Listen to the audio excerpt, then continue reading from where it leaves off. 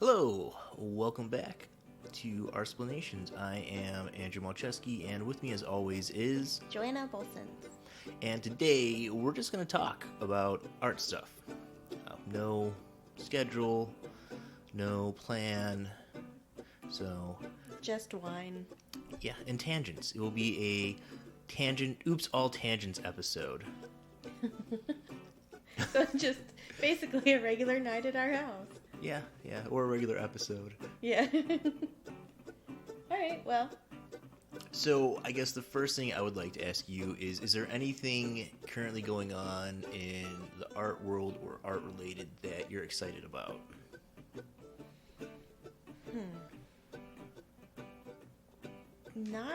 I didn't realize we were going to be asking each other questions, so. Oh, I didn't either. I just had this question kind of like something I've been thinking about lately. No, I mean, I'm not a huge fan of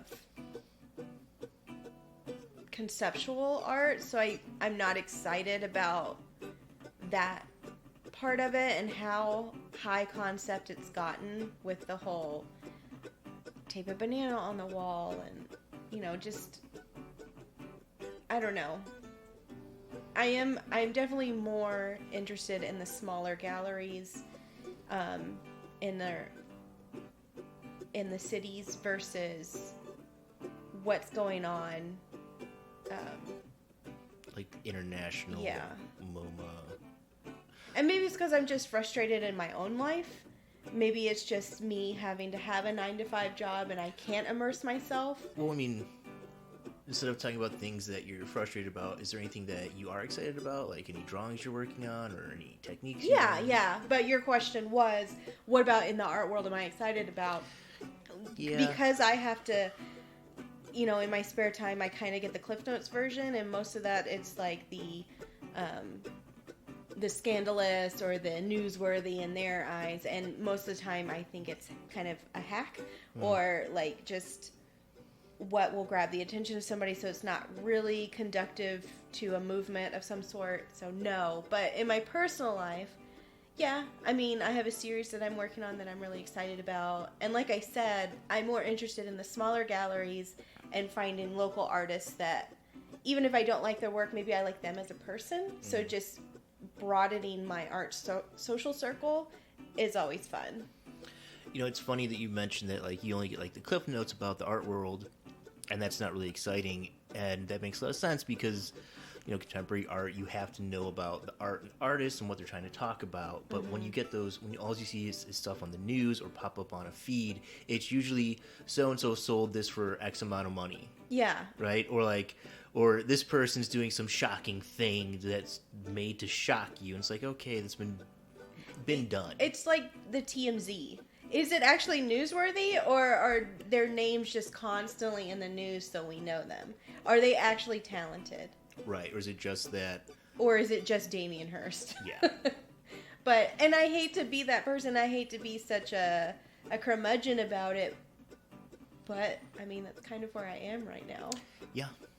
No, that makes sense. Just I thought it was kind of interesting that, like, how could anybody really appreciate contemporary art if they're not, getting magazines and, like, watching if they're not stuff studying and, it, studying for sure. it. Yeah. It is. It's really hard to appreciate what's going on in the contemporary art world. Well, and I was talking about it. Here's a great example. I was talking about our trip to Dallas for my birthday with some work friends. Yeah. And I laughed and said that you got in trouble for blowing on that sculpture that's me, baby. Is filled with water. And my girlfriend was like, well, it's just so frustrating. There's so many rules when you go to a museum. That's why I don't go. And I'm like, what do you mean? She's like, well, you can't, he couldn't blow on the water? What is that? And I was like, well, some sculptures are interactive, and there are signs to tell you. And she's like, yeah, but how do you know to look for the signs? And I get that.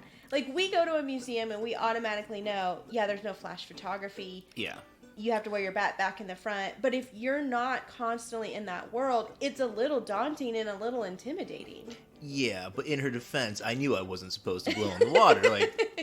I was well aware of that fact when I did it. And I mean, in our defense, there were giant signs in the guitar section that said, yeah, please touch the button. Right, and I'd so press that button. Yeah, so that you could interact with it. But I get it, like, especially in a place that, like, and I don't agree with this, but in a place where people try to elevate it to a higher standard or a higher class of people can only appreciate it, when I totally disagree with that. So when you go in this place, it's super quiet.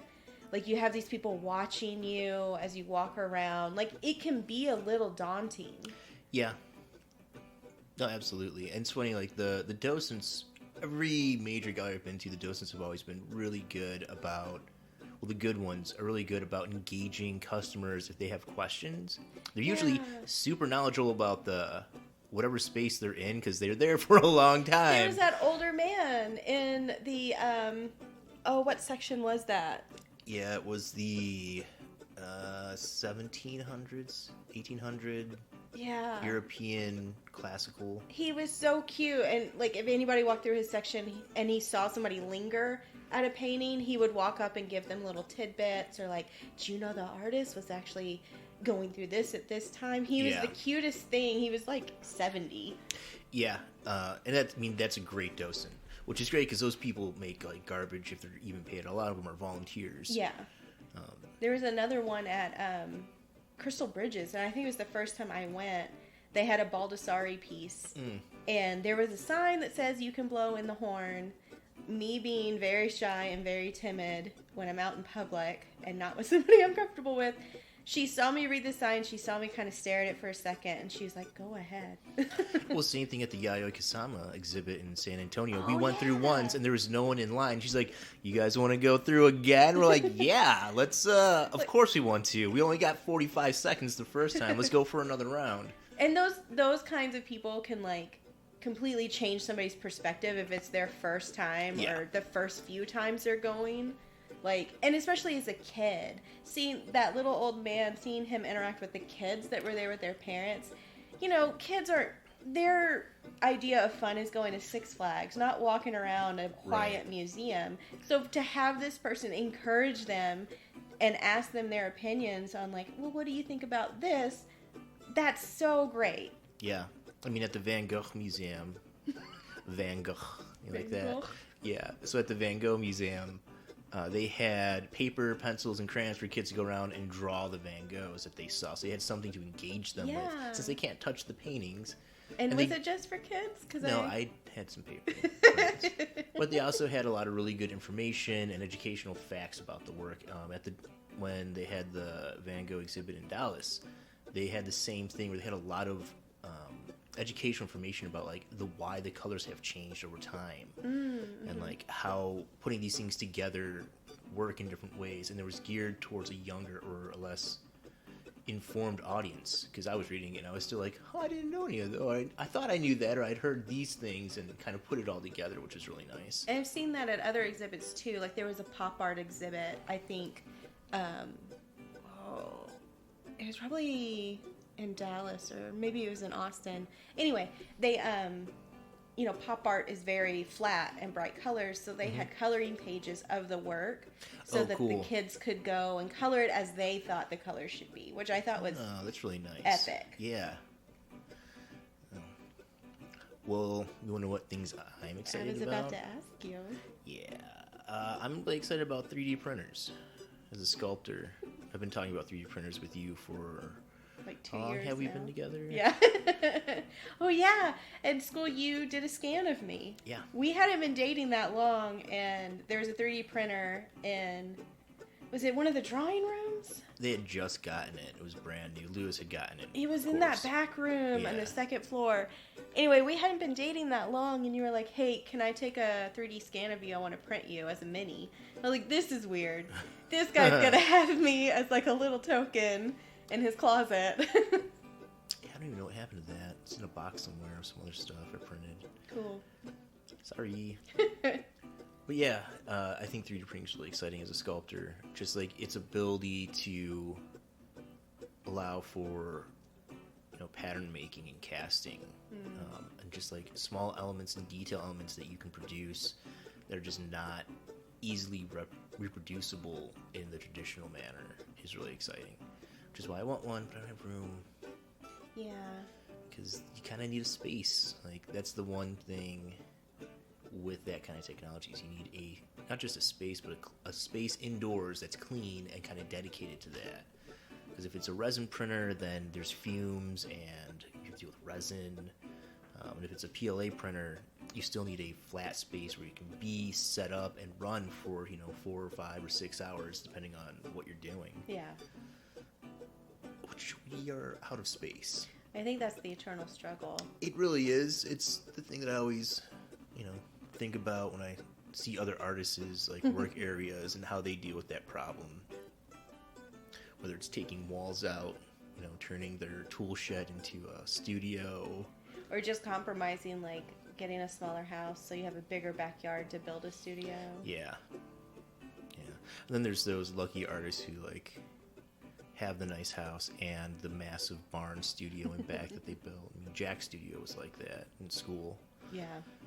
His studio was really cool. It was a great sculpture space. It had a gantry, doors that opened on both sides, so you could drive a trailer in to put the sculpture on and drive it out.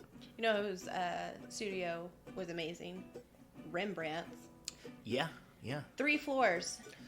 And room for 3 of his apprentices. That's the dream right there. We had been daydreaming about our future home and future studio, and then we went over to the Netherlands and we saw his house. I was about to say apartment, but his house, and that was a game changer. Yeah, except don't forget he lost that house and everything in it. I know, but I feel like if he had been a better businessman, or just not bought a bunch of junk. He did like kind of extend his credit, but he didn't have me as his manager. Well, aren't I the lucky one? But I mean, he had a whole floor dedicated to printmaking, had a whole floor dedicated to painting, another floor dedicated to his students. That's just living area where he met guests and sold paintings. His kitchen. Yeah, he had a kitchen. His kitchen was nice. That little coffin bed or whatever it was. Cupboard bed. Well, they slept sitting up. So weird. They thought it was healthy. It's so uncomfortable. I'm just saying. Different times. We also used to think smoking was good for you. True. We haven't learned much. I mean, we learned enough that it's not.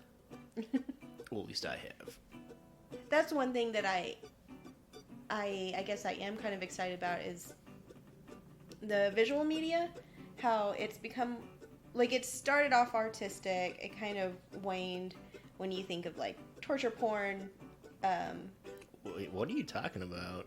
Movies. Oh, movies. So you have, like, it started off very artistic. It kind of wanes a little bit. You've got, like, early 2000 torture porn horror movies. When really horror movies would set the standard on special effects.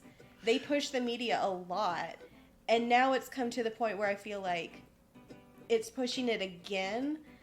Digital kind of took over, and then they slowly realized we should incorporate practical with digital.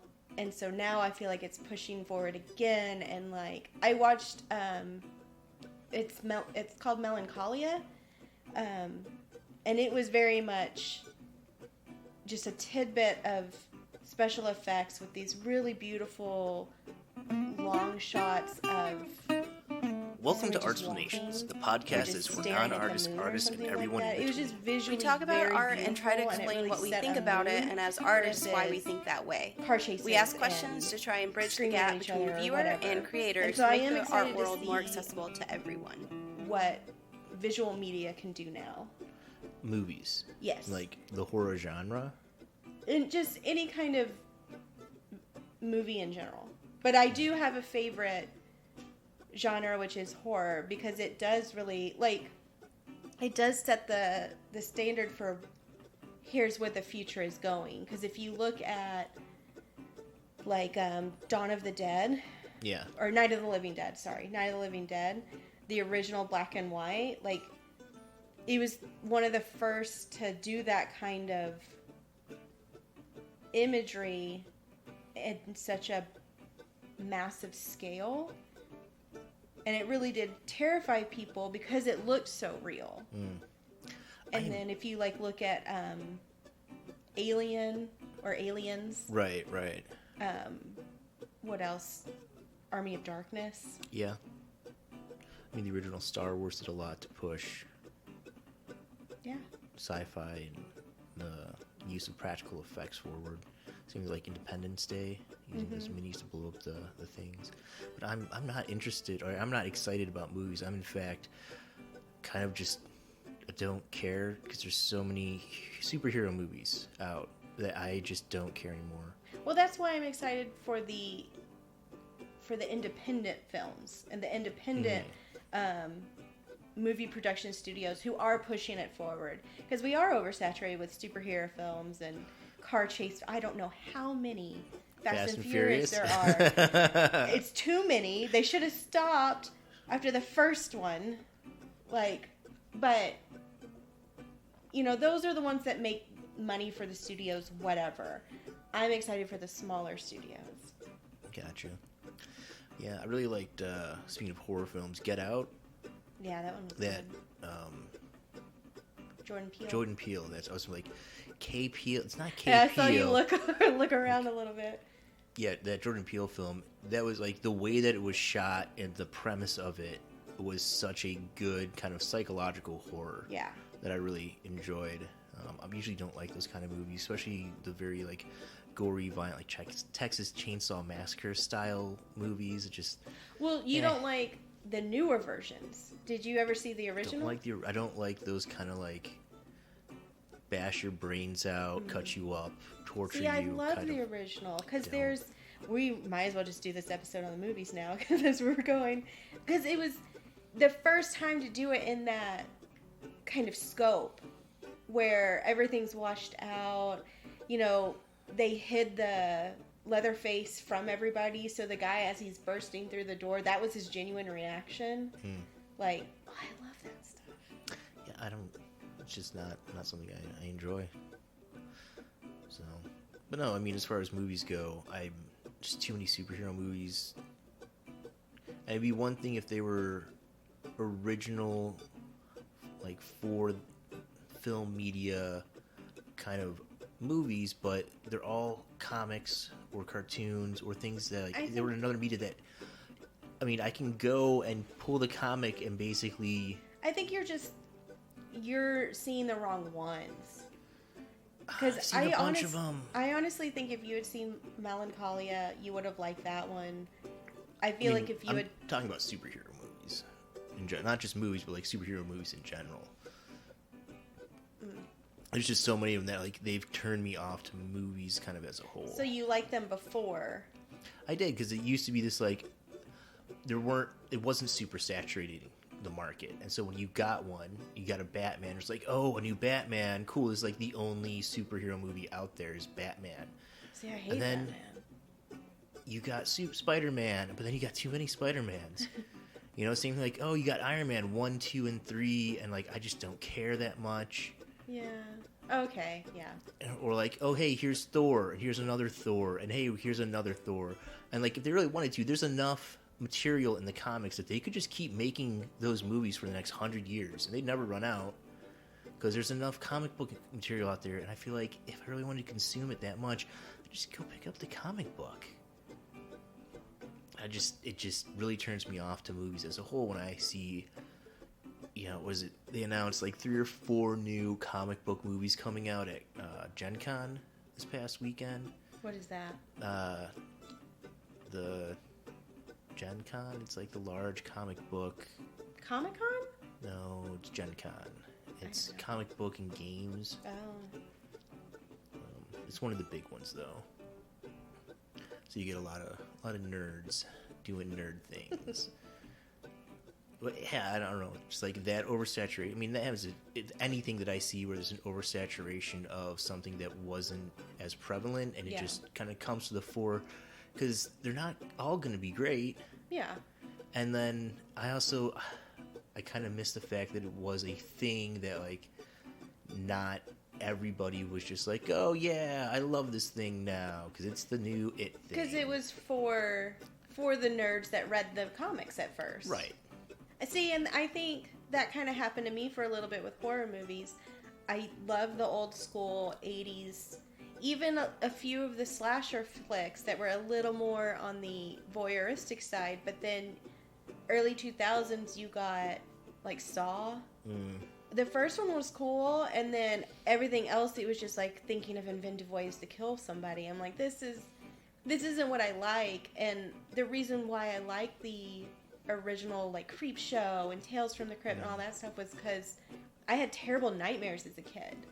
And so watching these with my dad, and dad just going, oh, well, that's cornstarch. Or like, oh, look how they did that. That's like clay or something like that. It helped me break it down in an artistic vision and thinking of how can I do that. That's what I fell in love with. And so whenever it just became this voyeuristic, like, oh, what was that one? Human Centipede. That's not innovative to me. That's just trying to grow somebody out. And so I did fall off the horror genre for a little bit just because I was like, it's too shock value and not like, oh, I'm trying to scare you, or I'm trying to like think of a creative way to make this look good. Yeah, it's like when they throw sex scenes into a show or book that doesn't progress the plot. Yeah.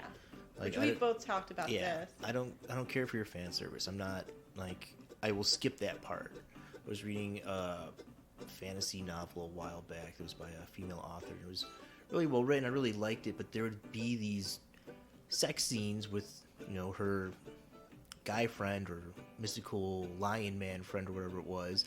But it was like pointless. Like you could literally, and I did, you skip over them and it doesn't change the story at all. And it did nothing for the story. It didn't establish anything with her character. It didn't set up anything in the future. It was just, oh, well, I guess I need gratuitous sex scene. Like, if you want to read that, cool. Pick up a romance novel. I'm here for fantasy. Yeah.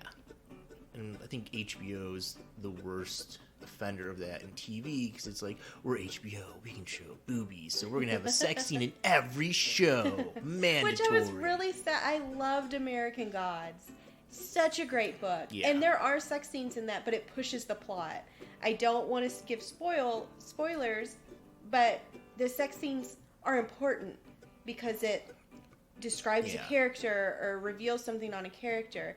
But whenever they released the TV show, it didn't feel that way. And maybe it's because it's right there in your face.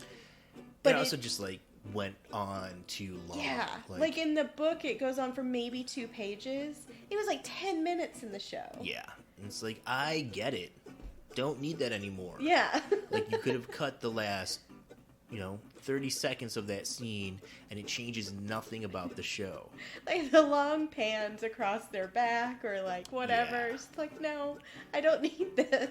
Yeah. If I wanted naked people moaning and groaning fakely, I'd put porn on. Like, that's not what I'm looking for. I'm looking for an entertaining story, a narrative that engages me.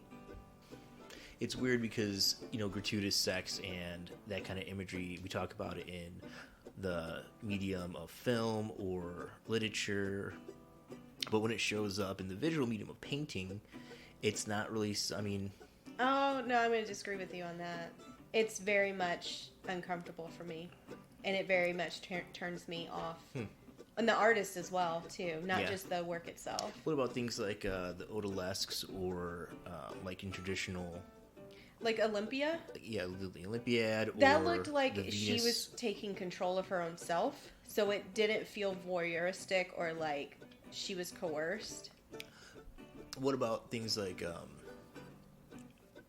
the Venuses or, Again, it felt very much they were empowered in their sexuality, and Venus wasn't real. So Right. they're depicting a goddess. Yeah. Whose whole identity is their sensuality. No. It's, I guess, if you would be talking about like Chile, Yeah. that's very, and even then he was in a relationship with that person, but it still felt very much a private moment. That it's like he took a Polaroid and then blew that up. Yeah. I guess the only things as we're talking about now, I'm trying to think about ways where it is like just like kind of exploitive, and where it is things in like the Orientalist paintings, or mean, it's hard to find because I think because there is an intimacy in the way that those things work, and because it is a still image, that it's much harder to really like call out when it's seen unless someone points it out to me. I don't mean this harshly, but you're also male. True. No, that's a good point. And you're inundated with boobs and female Parts. Yeah, thank you. I was trying to think how to say this tastefully. You're shown that 24/7, and it's accepted because women sell whatever. They sell beer that way. They sell lingerie that way. They sell children's diet toys. pills that way. They sell everything with scantily clad female person. Exactly. The woman then becomes the product in itself. Right. So I get that you wouldn't see that at first, whereas it's the first thing I see, because that eternal struggle from a child on, it's like, oh, well, am I supposed to be like that? I don't look like that, so am I wrong for not looking like that? And I mean, that's the whole point of the male gaze. Yeah. And Sherry Levine and Cindy Sherman and everything that they did in the 70s and 80s, really highlighting that very specific fact about the way that... That's why I have such a problem with Richard Prince. And, what was that guy's name? Terry. He did all those photographs of celebrities. Terry Gyllenhaal? That's Jake Gyllenhaal. Yeah, I don't know who Terry is. Scary Terry? It's not Terry Pratchett. Terry Richardson. Oh. He did, like, every photo that he took of a celebrity, he would convince them to get naked. And most of the time, it was young women. Gross. And he's 50-something.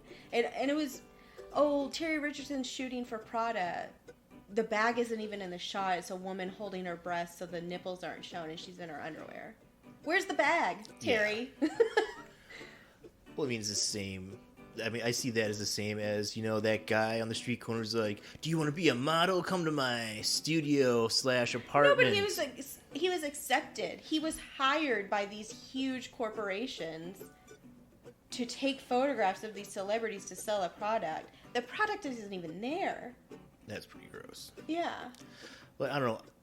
Well, there's that, we recently saw that picture with the Jimi Hendrix cover, and there's a bunch of topless women in that picture. And I'd seen listened to a podcast with the photographer who had been hired to do that shoot. Yeah. And Hendrix was supposed to be in that shoot. It had been set up by the record company, and he ended up just shooting it without Hendrix because he never showed up. And when he talked about it, it didn't seem like it was exploitative at all. It was very much a professional, like, this is what they want, so I'm going to go take pictures of these naked people, I guess. Well, and maybe, I don't know, but maybe they told the models beforehand, yeah, you're going to be nude. I'm pretty sure they knew beforehand. Yeah, like, please sign this waiver or something like that. But it was also the 70s, so, like, things were a lot looser then. What was Terry Richardson shooting, like, recently? He was, like, 90s, early 2000s. I don't think he would have been in that time. Yeah. He might have been, like, 20. Wow. But, I mean, that's definitely something that... You're right. As a man, like, I kind of just accepted, like, oh, everything must have been on the straight and narrow. I'm sure these people were well informed about what they were doing and paid adequately for it. I mean, you always hope that. Even as a female, yeah, I hope that. Because I don't want to think about the fact that, like, what if they had to talk all those women into that? Right. What if they told them, oh, you're not going to get paid today?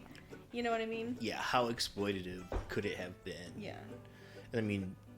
with the recent things coming out with Weinstein or Goldstein in the movies. Was it Weinstein in the movies? Yeah.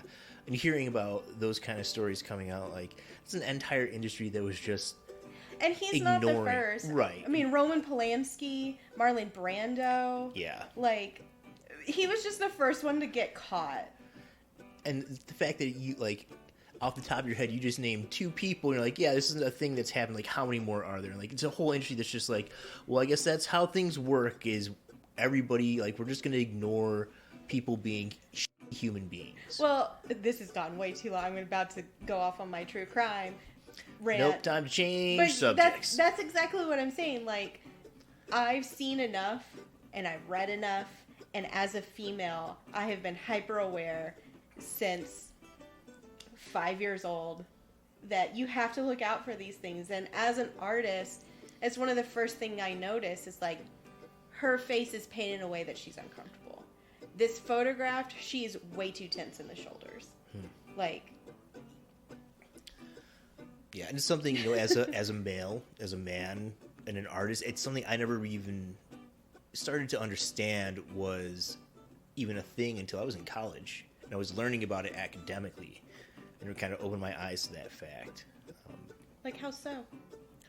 Like, just that, you know, that's an issue, because I was just like, yeah, whatever, you know, you just do things. And it's like when you said, you know, you don't even think about going out for a walk after dark. Like, it's just not even something you think about because of the chance of rape or getting assaulted or anything like that. And I was like, I don't think about any of that ever. We had been dating for a couple of years when we had that discussion too.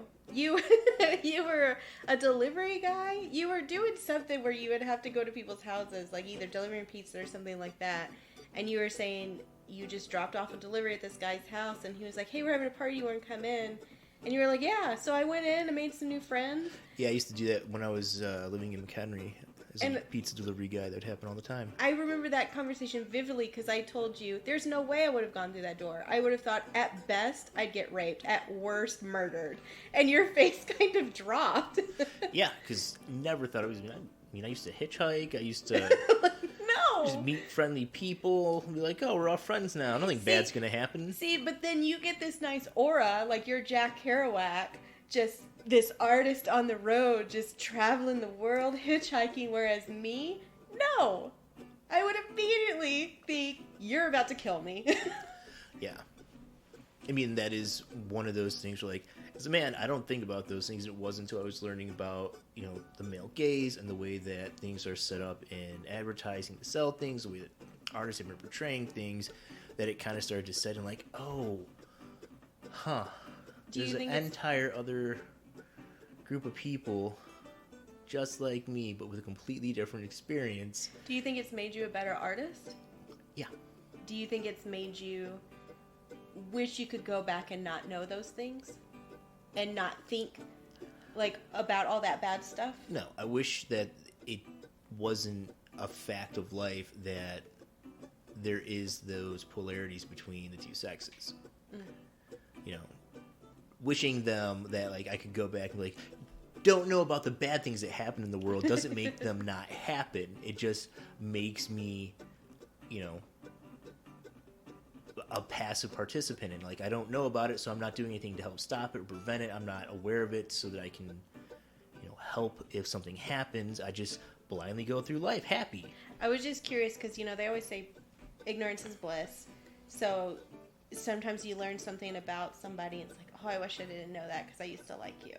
So I was just wondering if your enjoyment of life... No, because I don't believe in purposeful ignorance. I don't think you should be... I don't think you should purposely keep yourself ignorant so you can remain blindly blissful. And if you're okay with that, I don't think we can be friends. That might be a way you want to live your life, but I don't think we can communicate on or a just level, a accepting meaningful it. level. Even if you acknowledge it, I don't want you to just accept it. I want you to try to make a difference. Because that's what you're doing, is you are saying, like, whatever bad things are happening, as long as I don't know about it, I don't have to do anything, and I'm okay with bad things happening at that point. Mm-hmm. You just don't want to know what they are. I don't want to know the specifics so that, you know, legally I'm not liable. So but morally, you're admitting that bad things are happening. You just don't want to know about it so you can go about life with a clean conscience. That's incredibly selfish. So are you a fan then of, like, Guerrilla Girls and protests being held in front of the MoMA and stuff like that to address the discrepancy? You're okay with all of that? Absolutely, because those kind of activists, you know, they actions, make positive changes. They make positive change, and they are at the heart of what it is to be a good artist, which is to communicate something that is relevant and truthful about the world to people who don't recognize that. Because, I mean, if you go into any museum, they might have 1,000 works of art, and maybe 10 of them are made by an artist. And I've heard somebody say, well, you have the female artist. What do you mean? What? If you go to a museum, you might have 10,000 works of art. You might have 1,000 works of art, and 10 of them are made by a female artist. Okay, yeah. But then I've heard people say the argument, well, you have the female artist museum. I can't remember the name of it. But a museum dedicated to only female artists in D.C. And I'm like, yeah, it's the smallest museum, and it's terribly underfunded. Right. And then they'll also argue, and these are actual arguments I've heard in art history class by a male colleague. And he said, well, what if they just weren't that good at the time, and that's why they're not there? Like, no. They weren't allowed to train, first of all. Most of them trained under their fathers because it wasn't allowed for them to actually study in school. Yeah. So they did it on their own. Or they fought tooth and nail to finally be accepted. And even then, they had to know somebody. Right. And I think that's something that it's totally changing now. In academics, 60% of your class is women, if not more, in the arts. Mm-hmm. I don't know how many classes I've been part of or taught where there was one guy in a class of 14 or 15 women. My sculpture class, we were doing foundry work, all women. Yeah. I mean, if you go to any iron pour, you look around, it's 80% women, 20% guys. And I thought that was so cool. So I was very much 2D. I know I love 2D. I was good at 2D. And I just had never found that 3D was my thing until I went to Corpus. And I put it off until my last semester, which I completely regret. And I remember talking to you about it. I was like, I wish I had done this before, because I just always felt so out of place as a woman. I didn't want to be around all these burly men just brushing me off. And you were like, no, it's mostly women. They're the ones that organize all of this. Yeah. And I've always regretted that.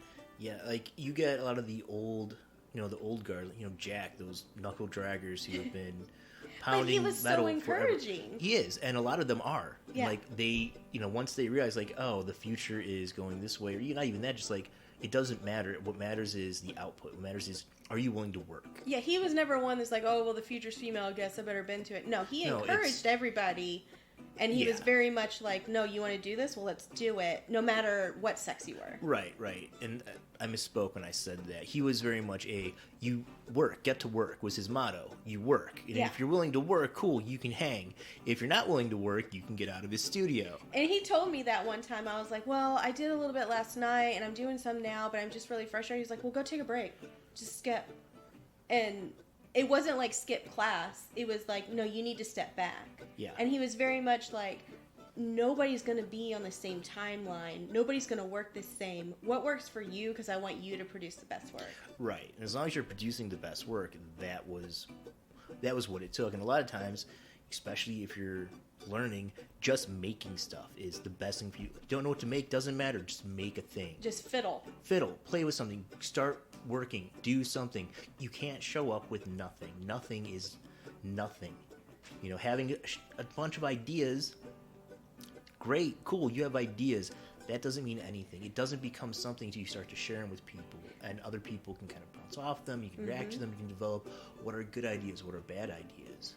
That's what I miss a lot about art school, is the bouncing of ideas. Mm-hmm. Like, luckily, I still keep in touch with a lot of people, but it's not the same. Right. It's like, oh, hey, I got a text at 3 a.m. from somebody, like, wanting to bounce an idea off. Here it is, 10 a.m. the next day. You don't have that same kind of, like... Yeah. But it's better than nothing, I guess. Yeah, I mean, we used to just, hang out in other people's studios and work on our own stuff. Mm-hmm. Because you'll be there and, you start up a conversation, someone sees what you're doing, you have questions, you just ask them, like, hey, what do you think about this?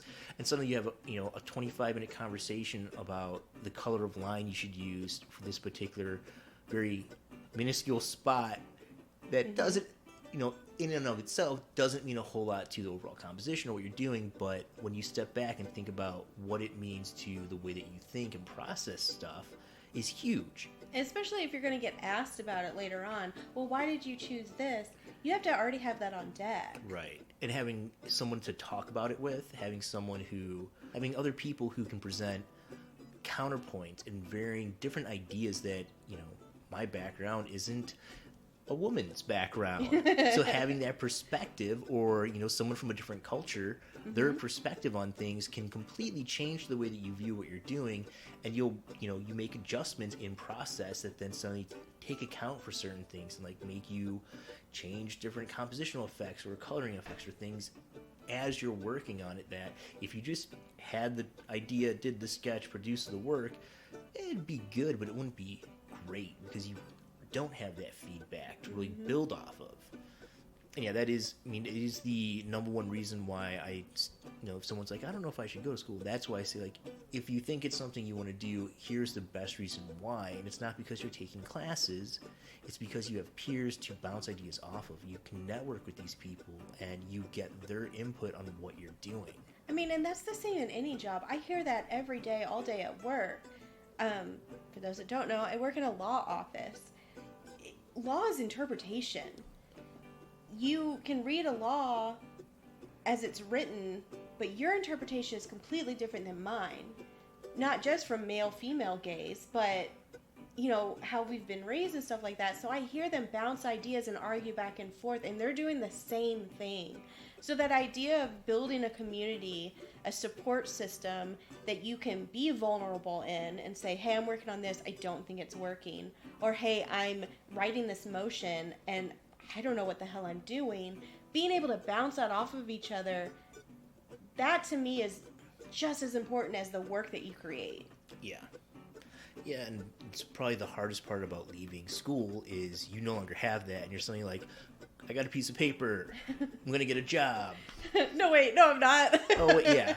Well, I guess not in my field, but I have to get a job somewhere. But it's also, how do I continue a practice? How do I continue making things? Suddenly I'm making stuff in a vacuum, in a bubble where I don't have anybody telling me anything anymore. Thank God we live in a digital age, because I can message my best friend that's an hour away. Yeah. I can message Michelle that's in California. Yeah. Like, if we were back in the salon days, we would have to start a collective or... Well, you do what they do then. You do a sketch, you write a letter, and then you mail it to your friend. We would also and have then patrons, hopefully, that would just later, pay for our rent and stuff.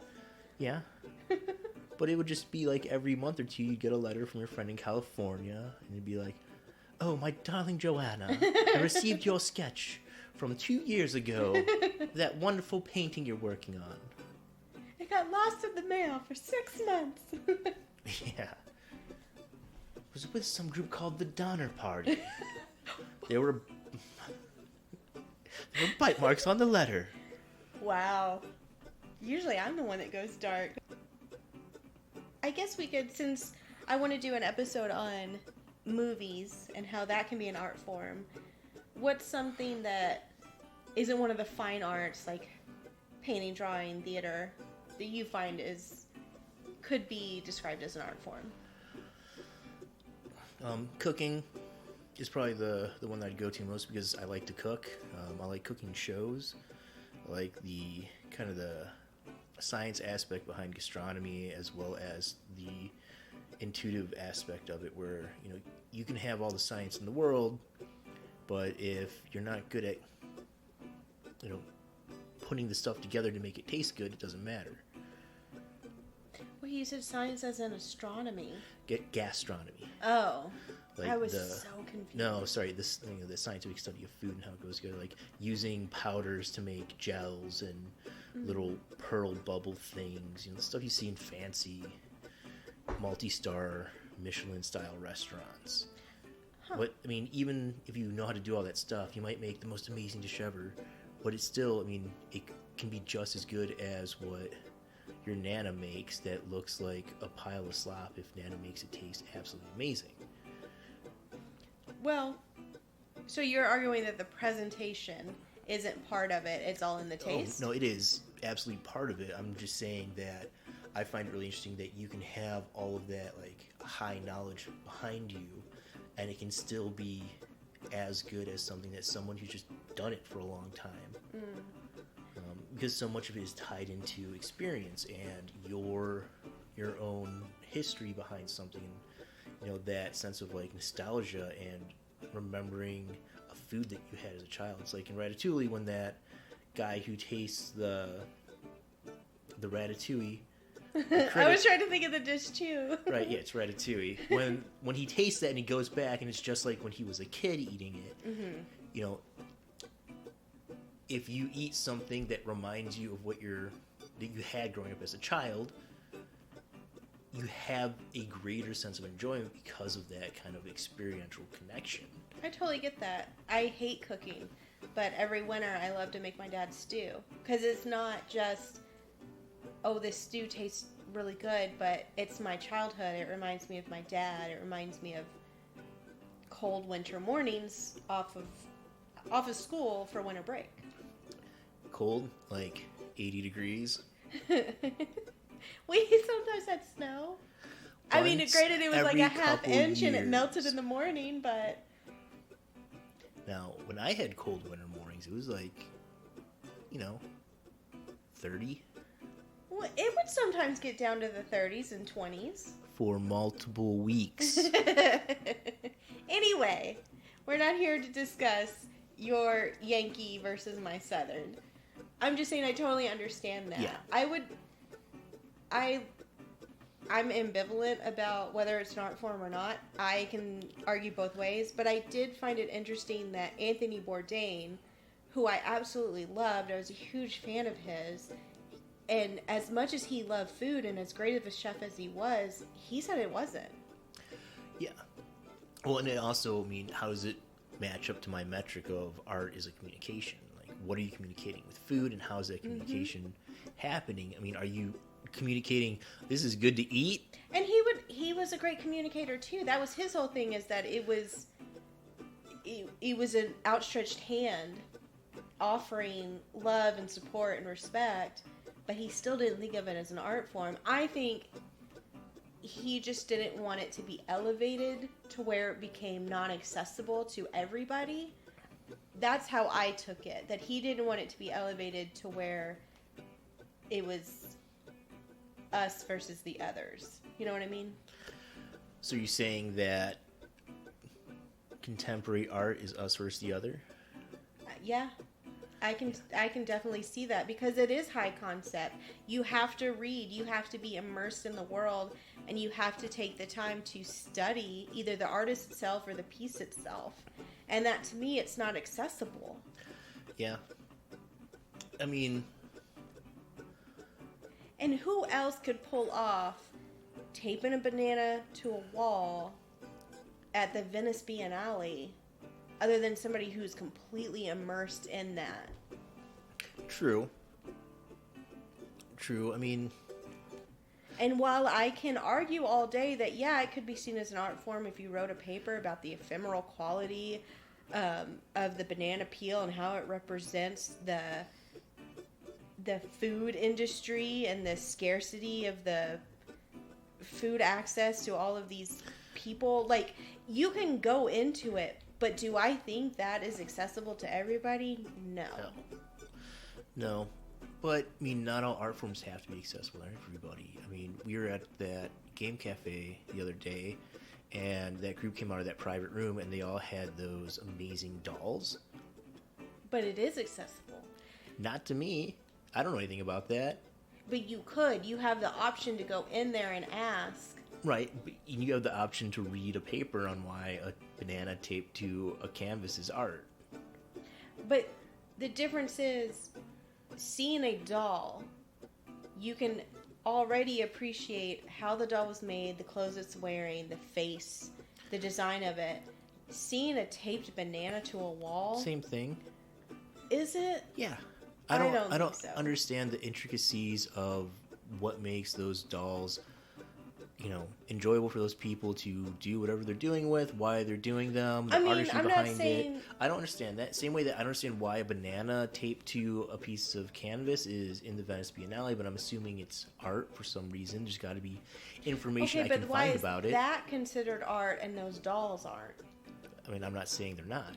That's what I'm saying. But would that doll have been accepted in the Venice Biennale? Not among those, not at that convention. At a different convention, yeah. See, but that's what I'm getting at. It wouldn't have been accepted at the Venice Biennale because probably A, it's seen as a craft, But that's not the judgment call I'm making, though. All I'm saying is there is still a bar for entry into niche fields of artwork. And I think the high concept that has become the modern art world, it's so niche now that it's inaccessible and it's off-putting. I think it's always been that way, though. I think they've wanted it to be. Yeah. I mean, but it's like... But those on the fringes have always called them out on the BS. And I think now, because there is such a wealth gap, they can no longer do that. I mean, how else did that Gallers get away with putting fake Basquiats? Yeah, or I mean, look at Banksy. He was on the outside, now he's on the in. But he's still calling them out on their BS. But how much of it... But it has no effect anymore because it's still selling for millions of dollars. When you're saying, how dare you sell garbage for millions of dollars as I sell my own garbage for millions of dollars? Like, I'm sorry, but the weight of your voice as an outsider calling truth to power is lost when you are now but I feel like that same power. There's no more truth there. No, I think there is still truth there. Russell Brand had a great quote. I'm going to paraphrase because I don't remember the exact quote. He would say, when I was poor and I would talk about equality, they said that I was bitter. When I was rich and I talked about inequality, they said I was like pandering or something like that. Bottom line, I think they just don't want to talk about equality. It's that same aspect. Banksy is calling them out on their BS when he was on the fringes. He's still calling them out on their BS True. when he's making money. So it's not the fact that, oh, well, you can't complain now that you're also making millions of dollars. No, I just got lucky. I'm still going to call you out. If he didn't feel that way, he would have already revealed his identity so he could make more money. True. No, that's an interesting way to look at it. It's definitely a way that, like, I would just automatically assume that anybody who's in that level that they're part of, they're part of the grift. That would be Thomas Kincaid. Yeah, I mean, it's no longer about the art, the communications, about the business aspect of it, And so my immediate go-to is always cynical, so it's good to hear someone push back against the cynicism. That's what I'm here for, baby. It's weird, because usually that's what I'm here for. I know. Usually I'm the one that's like, no! And I go crying in the bedroom. This has been a really good talk. This has been a really good talk. We will do this again sometime in the future. We just have a nice informal chat. Yeah, something that we don't have to study for. Yeah, because ultimately we want it to be a conversation. We want it to be light and airy. And sometimes when we're focused on a topic, it can get a little heated. And for me, it can get a little... Depressing. Not depressing, just overwhelming because of my work. And then I have 2 days to work on my own artwork. And I feel like I'm not getting enough done because then I have to study for a podcast. So... Yeah, it can be a lot. But this was a lot of fun. We really do enjoy making the podcast and having these kind of conversations. So taking this little break to just have a free-for-all, a little jam session was... a shuffle and see, as ZZ Top would say. Sure. Good old beardy weirdy. I love ZZ Top. Yeah. So... We'll definitely do this again sometime down the road. We're definitely planning on also coming back with some more interviews and some other topics. So if you have anything that you'd like to hear us talk about, or maybe have a little tangent on, or an artist that you want us to talk about, or just pretty much anything, really, we'd love to hear about it. You can find all of our information in the show notes. Which I need to do. It's the second time you've kind of mentioned it in the podcast, and I need to do that. I mean, oops. Whenever you want.